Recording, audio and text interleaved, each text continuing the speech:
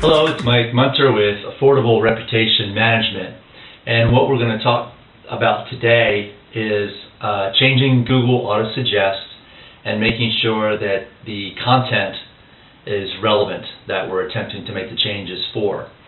So one of the first things that we do when a new client contacts us is we come up with a list of 15 to 20 searches that are relevant to the keyword term. So let's say, for example, we have an individual named Joe Smith, and he wants to change his Google Autosuggestions because there's a term he doesn't like. What we do is we come up with 15 to 20 terms that are relevant to content that is already existing on the internet. And the reason we come up with this many searches is because just up until recently, Google used to actually give us 10 suggestions in their Autosuggest box. More recently we see 4, but we have no idea if that will ever change, if Google will make it 10 or 20 or 15, or we don't know. So the reason we do 15 to 20 is to safeguard against that, and also just to keep it looking natural so that we're not just targeting 4, 5, or 6 terms. By targeting a variety of terms, we make it look more natural to Google's algorithm. Now, when it comes to relevance, what we look for is the keyword actually in 2 places. One, in the URL of the domain, and number 2, in the title of the web page. So, for example, let's come over here and take a look. Using our hypothetical client, Joe Smith, let's say that we came up with 15 search terms for Joe, and he said, hey, I want to make gardening one of my search terms. So we take a look, and we're like, all right, Joe Smith, gardening. Well, we take a look in Google, and we find that there's no content for Joe Smith gardening. There's nothing with it in the title, there's nothing with it in the URL, there's no mention of anything that's relevant.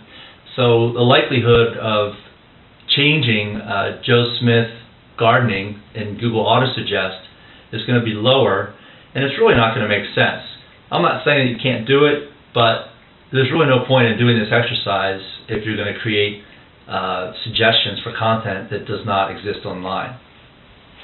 So a better way to approach this would be, I'm just going to get rid of the gardening suggestion because it doesn't exist, but it does happen that Joe Smith loves tuna, and he blogs about it every once in a while. He does some fishing, he has different ways of preparing it, and he cans it.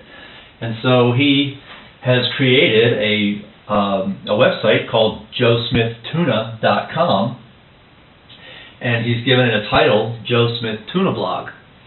So Joe Smith Tuna would be a very relevant piece of content that we'd want to do searches for.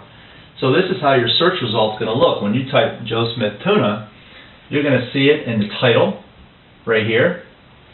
You're going to see it in the URL. Now you may see it in the description, but we don't really care about that because description doesn't have much to do with search results. So the good news is that if you're making a list of terms for yourself, and let's say you can only come up with 8 or 10 terms, you can actually create relevant content very quickly, and it's an additional service that we perform for our clients.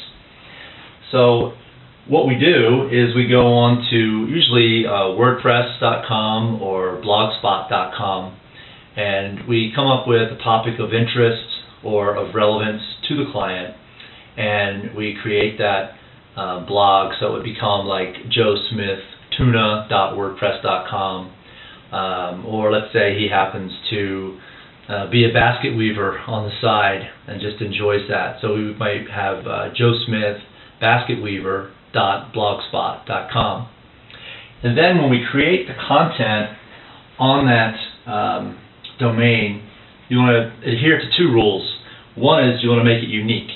So don't just go out and find a bunch of basket weaving posts that someone else has written and copy paste those onto your blog.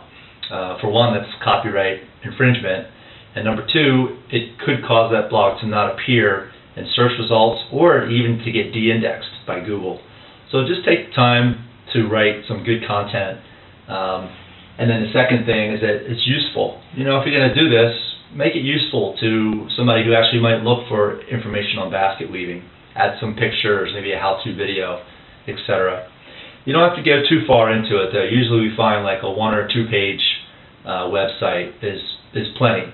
And of course, you've got it in your URL right here. This would become Joe Smith basketweaver.blogspot.com. That would be totally free. You could do it on WordPress. You could do it in Weebly. And then you'd also make sure that you title the blog with that keyword in there. So that's how you come up with your list of relevant terms, and you can create some relevant content if you don't already have it. If you have any questions about changing Google Autosuggestions, you can give me a call at 503-890-6663. I'd be happy to help you.